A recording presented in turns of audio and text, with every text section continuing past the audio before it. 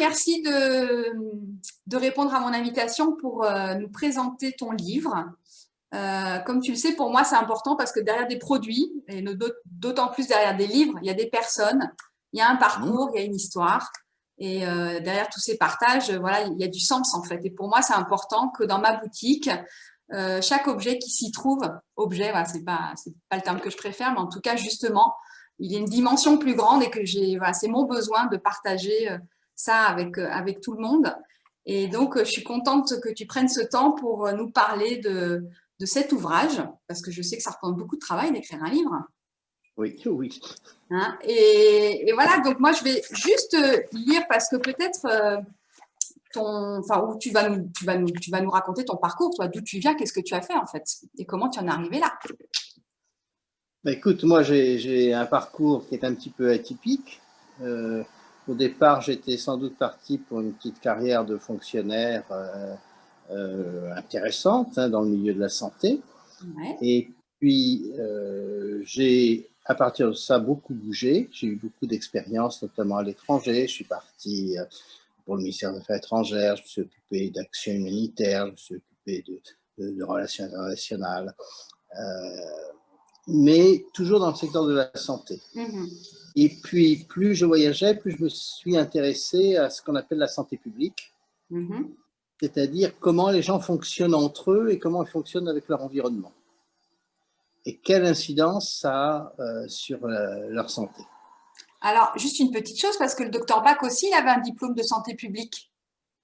Oui, je crois. Oui, oui, non, mais Oui. je te le dis, quand j'ai lu ton CV, entre guillemets, je me suis dit, ah bah tiens, c'est marrant, parce qu'il a quand même un DU de santé publique comme le docteur Bach, quoi. Ouais, ouais. Oui. En plus de chirurgien, etc., hein, bien sûr. Hein, mais voilà. Oui, je ne suis pas. Moi, j'ai été directeur d'hôpital Ouais. et pendant pas mal d'années, ce qui m'a aussi donné l'occasion quand même de rencontrer beaucoup de gens. C'est un métier qui n'est pas facile, il faut parfois imposer des choses aux gens.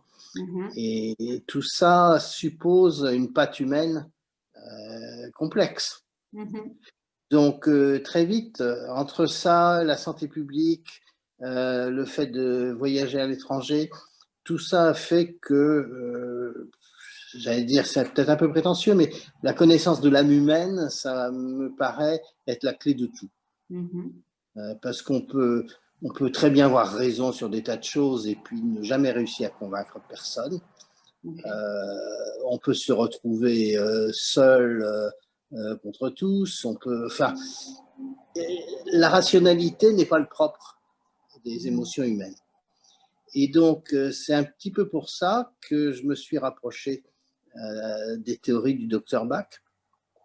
Pour être tout à fait honnête, je l'ai abordé de façon un peu critique.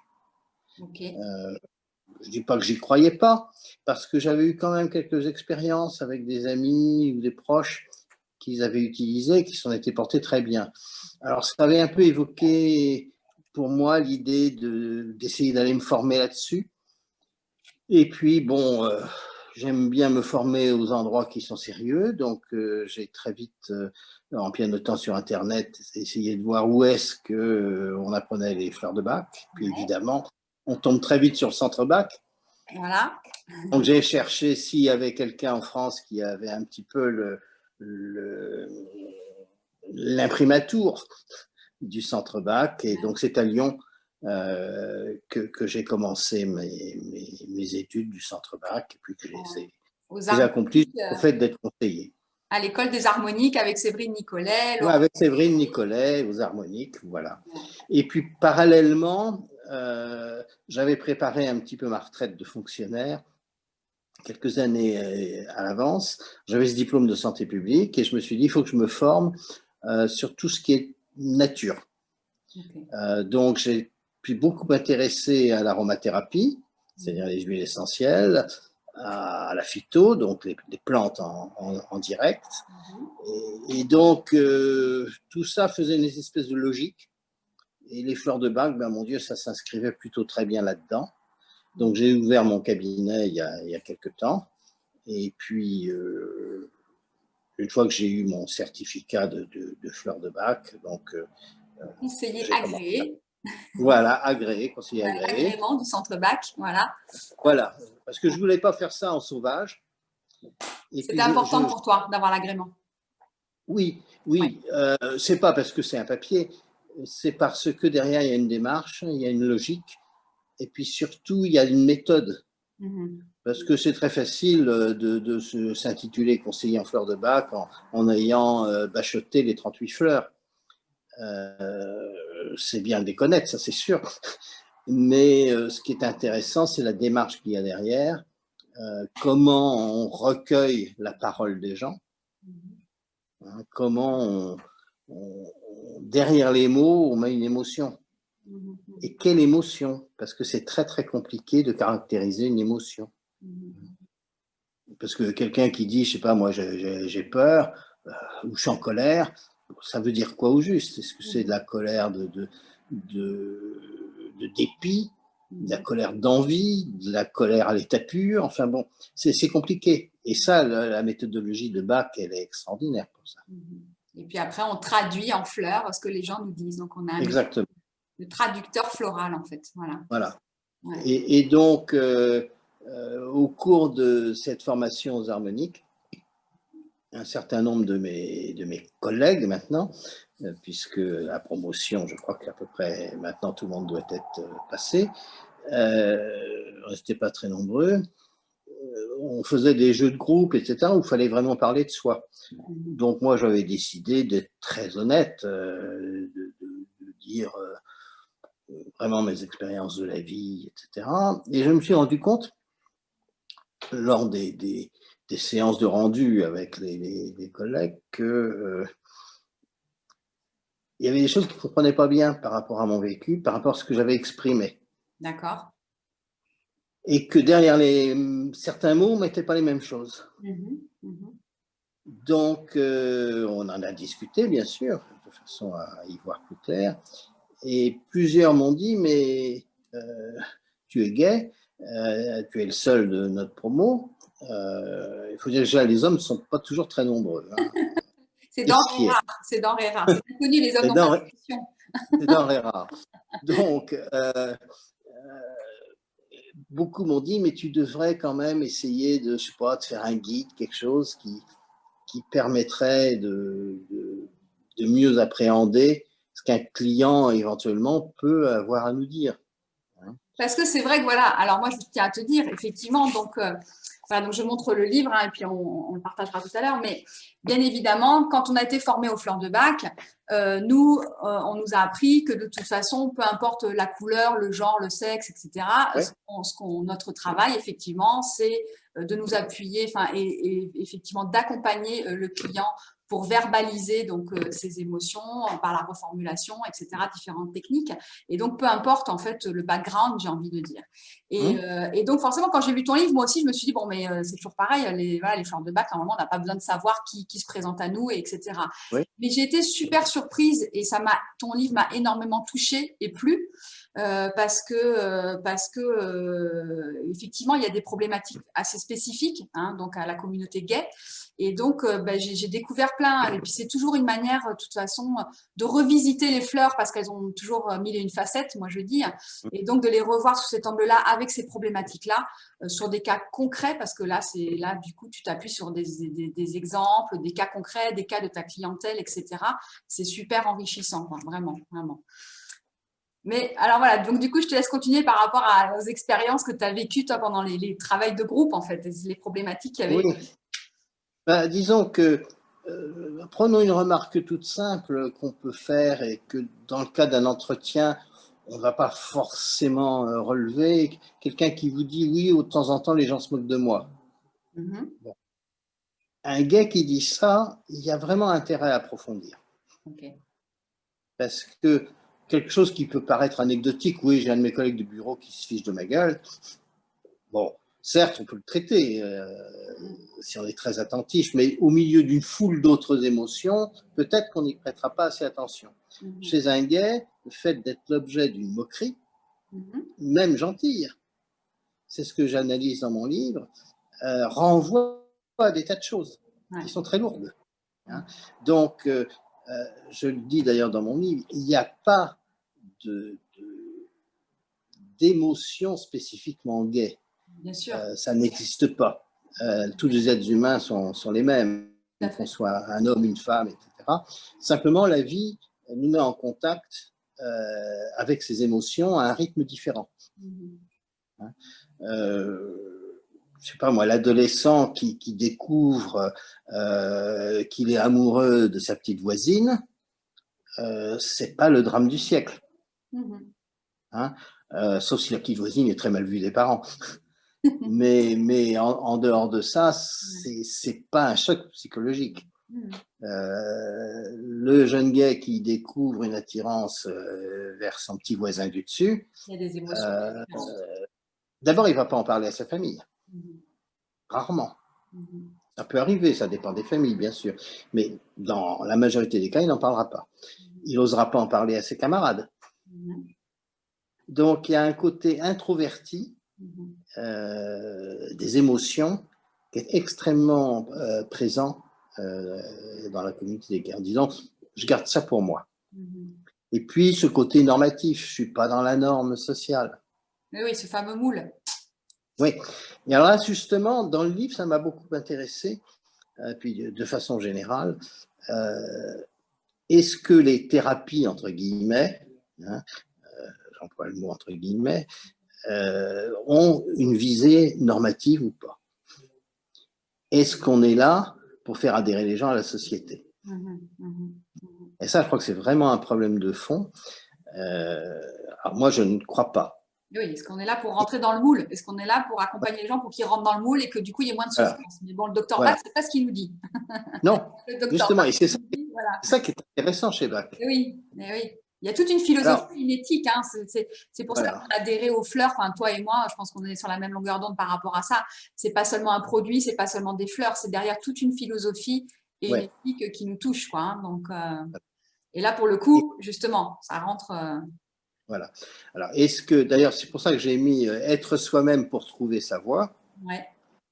C'est à chacun d'entre nous à trouver sa voie. Hein. Et pour ça, il faut être capable de s'auto-analyser ou d'avoir quelqu'un, un conseiller par exemple, qui va vous aider à vous auto-analyser. Mais le rôle du conseiller, à mon sens, c'est pas de dire allez, faites votre coming out, annoncez votre homosexualité à votre entourage, etc. C'est bien, etc. Ou alors, ou à l'inverse, de dire non, ne le faites pas, surtout, etc. Non, à mon avis, le rôle du conseiller, c'est de dire c'est à vous à trouver votre place. Oui, au rythme, à votre propre rythme qu'il vous faut, votre chemin, votre évolution. Parce que c'est ce qui diffère. Moi, j'ai beaucoup connu dans le temps, moi je suis une génération où l'homosexualité était vraiment un réel problème. Hein. Comme on disait à la télévision dans la première émission consacrée là-dessous, l'homosexualité, ce douloureux problème. Hein, ce qui en dit long sur la façon dont c'était perçu.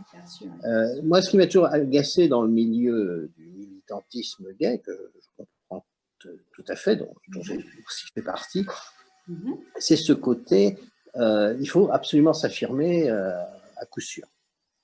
D'ailleurs, dans mon livre, je fais un peu l'historique des idées du mouvement gay, en disant qu'il y a toujours cette tension entre le fait de dire on est comme tout le monde, et le fait de dire on n'est pas comme tout le monde. Ouais, et du coup, passer à l'opposé et donc voilà.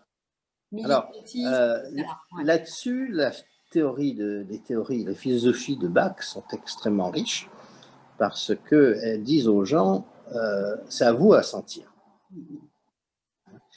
Et c'est à vous à gérer l'émotion que peut vous provoquer votre environnement. Le but de Bach, c'était pas de mettre les gens... c'était l'apogée du 19e, début du 20e, à les mettre tous derrière les usines, à être de bons petits travailleurs qui allaient faire leurs choses, ou des gentils bobonnes qui vont faire la vaisselle en regardant amoureusement leur mari. Bon, c'était pas du tout ça l'idée de Bach. C'était de dire chacun à sa place parce qu'il a une mission. C'est ça. Voilà. Alors, quelle est la mission que chacun a? Ça, c'est en son fort intérieur. Voilà. Donc, le conseiller en fleur de Bach, il est là surtout pour comprendre, à mon avis, l'émotion, notamment l'émotion qu'un gay peut ressentir, surtout s'il est un peu perdu dans un environnement hostile. et comprendre quelle est sa place, quel est son rôle, qu'est-ce qu'il doit faire, est-ce qu'il doit le faire maintenant, le faire plus tard, et comment il gère tout ça. Alors, tout le monde est confronté à des tas de problématiques assez similaires, mais chez les gays, il y a toujours ce que je disais tout à l'heure, ce côté intériorisé très fort. Oui. Et puis derrière, le problème de la culpabilisation. La culpabilité, oui.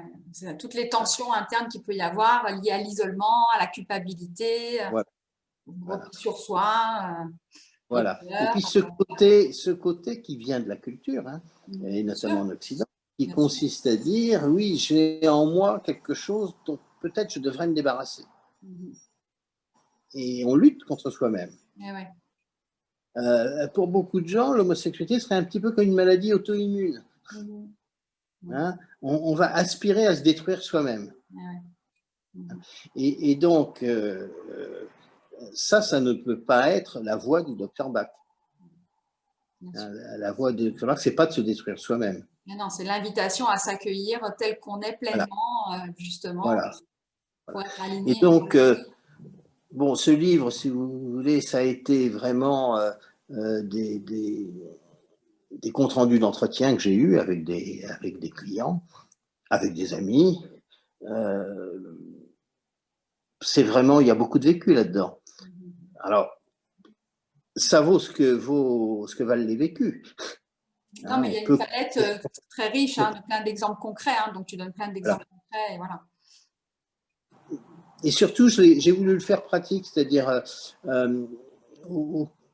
la thématique, c'est au cours de la vie. À la fois quand on découvre qu'on est gay, quelles sont les émotions qu'on va ressentir, et elles ne sont pas simples. Et puis ensuite, dans la vie courante, je ne sais pas, je vais chercher un emploi, comment ça va se passer? Je ne connais personne hétérosexuel qui se réfléchit vraiment fortement à ce qu'il va dire si on lui demande s'il est marié. Oui, non, mais ça m'a fait réfléchir à plein de choses quand tu parles justement de l'entretien d'embauche, quand tu parles de la vie dans une société où forcément le lundi matin on raconte ce qu'on a fait le week-end et on partage, bah ouais, et puis quand on vit dans une société on partage notre vie de famille parce qu'on passe du temps avec les gens dans une boîte, donc forcément on leur partage notre vie privée. Donc comment est-ce qu'on gère tout ça? Et tu donnes des exemples et et ça m'a fait tilt, je me suis dit mais oui, c'est vrai qu'on n'a pas conscience de tout ça, tout ce qu'il y a derrière en fait, hein, de tout ce que ça implique. Ouais. Est-ce qu'on doit mettre la photo de son petit copain sur son bureau? Voilà. Voilà. Bon, un détail comme ça renvoie à beaucoup de choses. Donc, si au cours d'un entretien, quelqu'un vous dit « Ah oui, moi, de toute façon, hein, c'est nickel, je ne montre rien, etc. » Derrière, il y a une grosse souffrance. Bien sûr. Derrière, il y a une grosse souffrance qui a du mal à trouver sa voie pour se résoudre. Donc, c'est en ça que ce livre, à mon avis, est intéressant. Pour le reste, on peut contester la vision que je peux avoir des homosexuels. Vous savez, il y a autant de visions d'homosexualité, je pense qu'il y a d'homosexuels. Mais bon, ça repose quand même sur une expérience, je ne dirais pas mon âge, mais une certaine expérience. Un background. Voilà, à la fois en termes, j'allais dire, d'accompagnement. Gestion de l'humain. Gestion de l'humain et puis d'expérience personnelle. Oui, bien sûr, après tout ça, voilà. Passer par là, j'ai eu la chance de pas trop me brûler les ailes dans ce par rapport parcours. À tout ça. Hein, mais ça me permet de comprendre beaucoup de choses. Hein. Et je vois encore, là, je ne sais plus si je l'ai mis dans le livre, mais il y a quelques temps de ça, il y a aux cérémonies vous savez qu'il y a toujours les remises de gerbes et autres du 11 novembre et compagnie. Il y a quelques années de ça, un élu m'avait dit, qui était gay, dans sa commune, c'était connu, c'était tout à fait admis. Il m'a dit, mais je n'ose pas venir avec mon ami. Ah oui, c'est ça. Se présenter avec son conjoint. Voilà. Voilà. Alors qu'il disait, c'est vrai que tout le monde le sait. Bien sûr, mais il y a encore il y a encore, voilà. Tabou, encore une barrière. Voilà. Donc j'ai pensé que à la fois pour les gays eux-mêmes, Mm. pour leurs amis, pour Mm. leur famille, Mm. et puis pour les travailleurs psychosociaux, Mm. hein, que ce soit les assistantes sociales, les conseillers en fleurs de bac, Mm. les psychologues, etc. Mm. Quand on regardait un petit peu la littérature sur ces thématiques-là, ben, il n'y avait pas grand-chose. Mm. Alors, soit on tombe dans la psychiatrisation, Ouais. hein, La pathologie, on va dire. Hein. Ouais. voilà, et ce qui correspond à 0,001% de la population concernée, comme pour les hétéros. Hein, toutes les femmes ne sont pas hystériques. Merci. Hein, Ouais.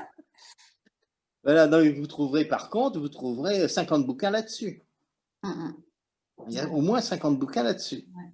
Hein, sur l'hystérie féminine. Bon, ça en dit long d'ailleurs. Ouais, ouais. Dis non, ouais. Ça en dit long. Hein.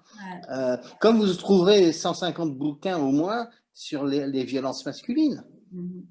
Mm. Tout ça, en fait, ce sont des stéréotypes Mm. intellectuels. Hein. Y avait un philosophe que j'aime beaucoup qui s'appelle Gaston Bachelard, qui disait que c'est l'objet qui nous choisit plus que nous ne le choisissons. Et c'est vraiment ça. Il suffit de... on veut parler de psychologie à les féminines, et ben on va parler hystérie, et puis psychologie masculine, on va parler violence. Ça en dit long sur ce qu'on a dans la tête. Hein, on ne parle pas des violences féminines. On parle peu de l'hystérie masculine. Hein, parce que les garçons s'habillent en bleu et les petites filles en rose. Voilà, c'est les cases, c'est les moules. Voilà. Ouais. Donc, moi, ce que j'ai voulu donner, c'est des clés qui permettent aux gens, au travers de ce bouquin, de se situer, de se dire que bah, c'est la nature humaine, on est fait comme ça, et si on a un frère ou une sœur, voilà, qui est concerné par une meilleure compréhension de ceux qui nous entourent, quoi, hein, de voilà. comprendre Voilà. ce à quoi. Ça permet de ne pas passer à côté de certaines choses. Tout à fait. Et puis du coup, donc tu donnes plein de clés donc de réponses pratiques avec les fleurs, parce qu'effectivement à chaque fois qu'il y a une problématique, donc tu proposes, donc bien sûr il n'y a pas de recette magique, hein, parce qu'on est bien d'accord qu'il y a les 38 fleurs à notre disposition, mais en tout cas à chaque fois qu'il y a des problématiques qui sont évoquées, voilà, tu nous expliques le choix de la fleur, pourquoi, qu'est-ce que ça va, vers quoi ça va nous conduire, hein, donc la fleur, vers quoi elle va nous faire tendre en fait, vers cet état émotionnel positif en fait, hein. Donc c'est là où voilà, là on est effectivement dans l'accompagnement et le partage très riche, voilà, de ces pistes-là pour accompagner ces gens. Et pour... Voilà, surtout ce que je veux montrer, alors là c'est plutôt par rapport aux conseillers, hein, mais ça peut aussi être utile pour un proche qui serait très intéressé par les fleurs de bac mais n'aurait pas le temps de faire une formation. Dans plusieurs cas, je dis, voilà, a priori je pense que c'est telle fleur qu'il faut. Ouais. Par contre, faites attention, au moment de l'entretien, vérifiez bien que... Bien sûr, oui, oui. Non, mais dans un livre, c'est toujours pareil, c'est figé. D'après un entretien, c'est vivant, voilà. C'est différent. Voilà. Mais on est bien d'accord et on a suivi la même formation. On sait très bien qu'on a les 38 fleurs et donc il faut explorer différentes pistes. Mais en attendant, voilà. Là, tu donnes déjà beaucoup d'indications. C'est très clair, c'est très pédagogique. Voilà, et c'est une très belle ouverture. Et même pour des gens qui connaissent pas du tout les fleurs, c'est super, voilà, c'est super abordable et super pratico-pratique, hein, donc c'est chouette. Oui, voilà. J'ai voulu faire un livre qui soit pas trop intellectuel, qui soit vraiment un ouvrage d'accompagnement. Le truc qu'on a, si on est travailleur social ou autre, on a ça sur un coin de son bureau. Puis... C'est très riche. Moi, ça m'a beaucoup plu, ça m'a touchée, voilà, parce que ça m'a mis dans une position aussi de prendre du recul par rapport à tout ça. Et ça a été très riche dans beaucoup d'enseignements, vraiment. Ouais, j'ai été... Alors, au moins, j'ai une lectrice qui aurait été convaincue. Ah non, mais je suis convaincue, tu en auras d'autres. Et puis, dans nos familles, tous, on a des gays déclarés ou pas, hein, qui s'ignorent ou qui n'ont pas fait leur coming out et tout. Et moi-même, perso, dans ma famille, j'ai des gens avec qui je ne sais pas trop comment aborder la situation ou pas. Il y a encore des tabous. Enfin, c'est bien, c'est encore super présent, quoi, en fait, hein, malgré tout. Hein. Ah oui, bien sûr. Alors, ce livre ne couvre pas tout, hein, je l'ai dit dans l'introduction. Alors d'abord, il faut que je rende à César ce qui est à César. Il y avait un livre qui a beaucoup suscité ma réflexion, Ouais, qui est un livre de Stephen Ball, ouais. euh, qui s'appelle, c'est sur Émotionnel masculin. l'émotionnel masculin, Ouais, voilà. ouais, Où il y a quelques pages d'ailleurs, il y a 2-3 pages où il parle de l'homosexualité. Mhm. C'est très très intéressant à lire. Et donc ça m'a vraiment, vraiment aidé dans ma réflexion. Ouais. Ça t'a donné l'impulsion. Oui, Ouais, oui, je ne savais pas très bien par quel bout fallait prendre ça. ouais, Est-ce qu'il fallait faire plutôt un ouvrage théorique, un ouvrage d'expérience personnelle? ouais. Enfin bon, tout ça donc j'ai fait un petit peu un mélange de tout Bah ça. oui, c'est ça. Tu as fait un melting pot, une mosaïque, et du coup, Ah, tout. voilà, en disant, bon, bah, il y a un minimum de théorie. Il faut aussi que les gens puissent savoir ce que sont les fleurs de bac, euh, savoir aussi bon, bah, ce qu'est l'homosexualité. Et puis j'ai voulu aussi aborder des choses qu'on n'ose pas aborder souvent. Bah J'ai oui, comme la abordé vieillesse, par exemple. La vieillesse, c'est vrai que le la rapport vieillesse. avec, voilà, comment vieillir Alors bien là, là-dessus, en j'ai eu étant en beaucoup de harmonie avec réactions. soi-même. Hmm. J'ai eu beaucoup de réactions de lecteurs sur ce thème, Ouais, en disant que c'était la première fois qu'ils disaient quelque chose là-dessus. d'accord, ouais. Et ça, vraiment, ça m'a fait plaisir. Alors, il y a sans doute là-dedans mon passé de directeur d'établissement Ouais. hospitalier qui a joué. Hmm. Hein, parce que dans les hôpitaux dont j'ai eu la charge, j'avais des EHPAD. Mhm. D'accord, eh oui. Et donc, il existe maintenant une association, enfin, une formation des soignants pour accueillir des homosexuels âgés. D'accord, Il y ok. a c'est tout nouveau, hein. Il y a un label. Ok. Il y a un label qui a été mis en place, qui veut dire que les soignants ont reçu un minimum de formation là-dessus. Mhm. C'est intéressant. Ouais. Euh, et là encore, dans ce domaine-là, il y a toujours cette tension Mhm. qu'il y a entre le fait d'être intégré, Mhm. c'est-à-dire que la personne âgée gay qui va aller dans une résidence service, le mieux ou un peu moins bien en EHPAD, avec la population environnante. Ça, c'est la fonction intégratrice. Puis, vous avez l'idée de faire des maisons Ouais, essentiellement gays. ouais, eh ouais. Hein. On retrouve toujours cette tension qui se réglera jamais, je crois. Eh oui, comment faire Euh, au mieux, ouais. alors, ce que je voulais dire aussi, c'est que ce bouquin, dans mon esprit, c'est un premier livre. Peut-être pas pour moi, mais pour d'autres. Mhm. C'est-à-dire qu'il y a quelques points faibles, mais j'en suis conscient, je l'ai dit. Euh, L'homosexualité féminine, par exemple. Mhm. Il y a, je dirais, 70% en commun entre un gay masculin et un gay Ouais, féminin. problématique, ouais. Mhm. Hein. Mais il y a des problématiques un petit peu Ça va être différentes, quand spécifique. même. Ouais, ouais, Hein. ouais. J'allais dire, très souvent, les femmes ont la double peine. Mhm. C'est qu'elles sont femmes et elles sont lesbiennes, Mhm. aux yeux de la société. Hein. Je ne parle pas aux yeux des vieux libidineux, mais et Ouais. voilà. Bon, le gay, en tant qu'homme, il est dans une position quand même Mhm. peut-être plus favorable. Mhm. Peut-être. Ce sera encore Ouais. à approfondir. Alors, il y a également le problème des transgenres, Mhm. Ouais, nouveau problème tout là. à fait, Ouais. tout à fait autre chose. Ouais. Alors, j'y ai pensé, hein, mais par honnêteté, je n'avais pas Ouais. assez de témoignages. Ouais. Ok. Ouais, ouais, je comprends. Et j'ai eu peur d'inventer. Euh, Déjà, il y a des choses qui m'ont surpris, même pour l'homosexualité la plus classique. Je me rappelle, j'étais allé à l'île de la Réunion et là-bas, j'avais rencontré des jeunes du refuge. Le refuge est une association qui reçoit des jeunes jetés de chez eux par leurs parents Mhm. quand ils découvrent l'homosexualité. Bon, et donc l'association les recueille, les héberge et les accompagne. Ils font un travail formidable. Et j'ai discuté avec quelques-uns des jeunes qui étaient là. Et ce qui m'a frappé, je je m'attendais à ce qu'il me parle de culpabilité, etc. Et je le mets d'ailleurs dans le livre. Il y a un tel décalage entre la société des jeunes et le monde réel qu'ils ne comprennent pas pourquoi on les a mis dehors. Ouais, c'est fou. Ouais. C'est-à-dire qu'il y en a un qui m'a dit, mais c'est pas possible, j'ai dû faire autre chose, parce que c'est pas possible que mes parents qui sont intelligents m'aient mis dehors à cause de ça.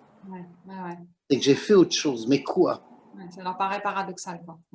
Ça paraît… Voilà. Important. Et ça j'avoue que c'était bien que j'entende ça.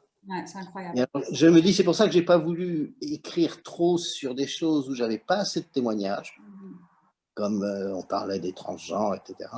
Parce que j'aurais peur de mettre des idées préconçues. Je comprends. Là, ce jeune qui m'avait dit ça m'a fait réfléchir. Je me dis, mais j'avais jamais entendu ça. Alors après, j'ai travaillé avec d'autres sur la relation des jeunes avec l'environnement informatisé, les réseaux. Et on s'aperçoit qu'il y a un énorme décalage entre la vie des réseaux, et la vie, on peut dire ce qu'on veut, on veut ce qu'on veut. Il y a une certaine liberté. Il y a une tolérance totale. Et là, les réseaux, c'est le monde des bisounours. Et puis la réalité auquel un jour ils doivent se confronter, et qui n'est pas du tout la même. Alors ça, c'est encore un autre sujet qui serait à peaufiner.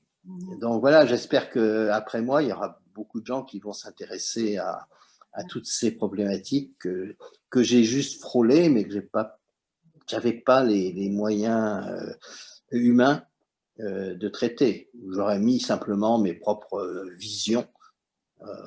Alors que tout ce qu'il y a là-dedans, c'est vraiment des choses… C'est du vécu. C'est du vécu. Alors, ça vaut ce que vaut le vécu. On peut ne pas avoir tout vécu, heureusement. Mais enfin, ça a la valeur de cette petite expérience. Non, c'est très chouette. Très chouette. Écoute, merci beaucoup, Denis. Je mettrai donc en lien dans cette vidéo en bas, les gens vont trouver le lien pour ton livre, tes coordonnées aussi. Toi, tu travailles, donc tu fais du conseil en fleurs de bac dans la région de Lyon? Alors, j'ai 2 cabinets. J'en avais un à l'étranger, mais que j'ai lâché récemment. J'ai un cabinet au Mont d'Or. D'accord. Donc en région Rhône-Alpes, effectivement, dans les hauteurs, là où il y a de la neige. Voilà. Et puis un établissement thermal. Et puis également en Sologne, dans la petite ville de Salbris, en centre-France. J'ai aussi un cabinet, donc je partage mon activité un peu entre les deux. D'accord, ok. Et puis là, j'imagine qu'avec le Covid, comme tout le monde, tu as donc déployé ton activité à distance via Zoom, au téléphone, Skype. Oui. Alors j'ai la chance d'avoir une clientèle assez fidèle, qui est très très variée. Alors c'est vrai que j'ai beaucoup de gays dans ma clientèle. Oui, parce qu'après c'est par bouche à oreille et tout, donc c'est toujours pareil. Et voilà. Puis les thérapeutes, c'est par bouche à oreille aussi. Il y en a sûrement d'autres que moi, mais bon, j'ai eu un parcours, les gens me connaissent, mais malgré tout, ma clientèle va tout à fait au-delà. Oui, après c'est de la brave mère de famille, confrontée aux difficultés entre sa vie et la vaisselle. Bien sûr. Et voilà. Mais bon, c'était aussi pour ça que c'était intéressant pour mes collègues, c'est que j'ai eu pas mal de clients gays et qui s'interrogeaient sur eux-mêmes, sur leur place par rapport à leur famille, etc. Parce qu'il y a tellement de cas de figure différents. Bien sûr, autant que d'êtres humains, donc voilà. Oui, il y a autant de voix, voilà.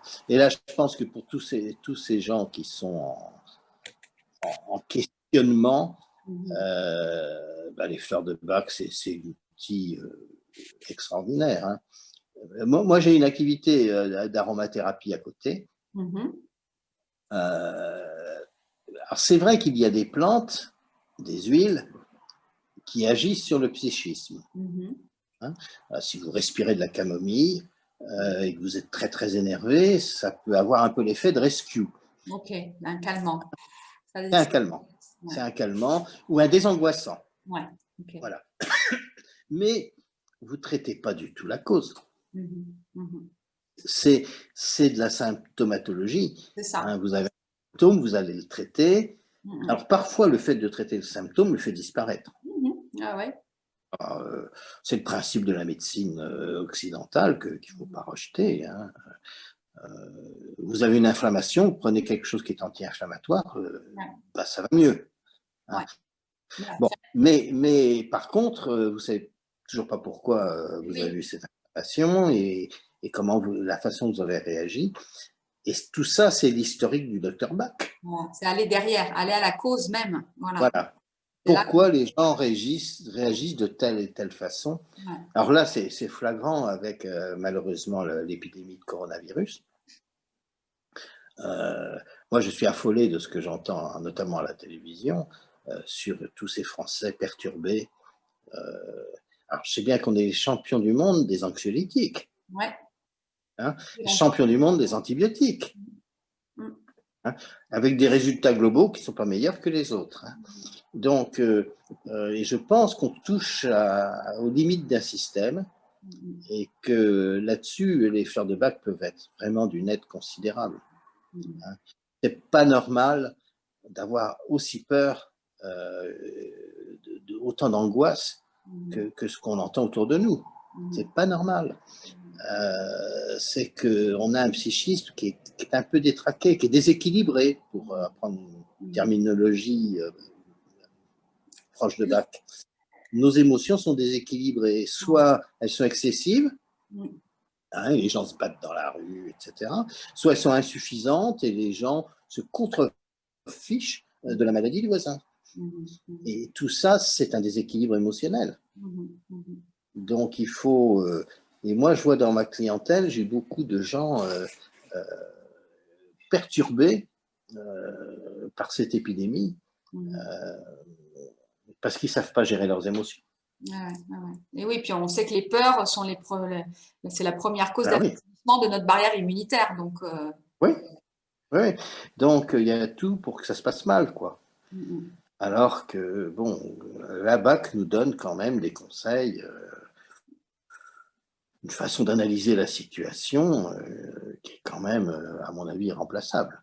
Ouais. Et puis sans effet secondaire, sans dangerosité, hein, on le rappelle, simple d'utilisation. Les gens peuvent être autonomes dans la gestion de la prise des fleurs. Hein. Donc nous aussi, c'est aussi notre rôle de conseiller, hein, d'avoir un rôle de pédagogue. Et dans ton livre, voilà, tu montres ça de manière très très flagrante. C'est-à-dire que nous, on a un rôle de pédagogue, on doit transmettre cette méthode au plus grand nombre pour que les gens s'y approprient et soient autonomes et n'aient plus besoin de venir nous voir. Hein. C'est comme en Chine, un bon médecin, c'est un médecin qui n'a pas de patient. Oui, voilà.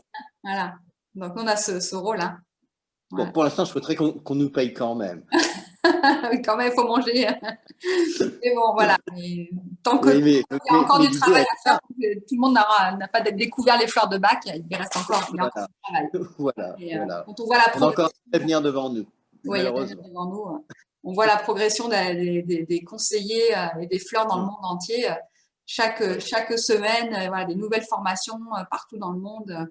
Voilà, les fleurs font leur chemin, donc on leur fait confiance. Oui, c'est très encourageant tout ça. Ouais, c'est très encourageant et les gens, on sent vraiment une réelle ouverture par rapport à tout ça parce qu'effectivement, là, vu la situation, d'autant plus, quoi, effectivement, on est en plein dans ce besoin de s'harmoniser pour retrouver un état émotionnel acceptable, quoi, hein, pour bien vivre. Voilà, pour vivre. Oui. Et être en santé, voilà, être en bonne santé, qui est un état normalement naturel. C'est mon sous-titre, hein, être soi-même pour trouver sa voie. Voilà, c'est ça. Là, ça ne vaut pas que pour les gays, ça vaut pour tout le monde. Ça vaut pour tout le monde, c'est ça. Hein, trouver son chemin.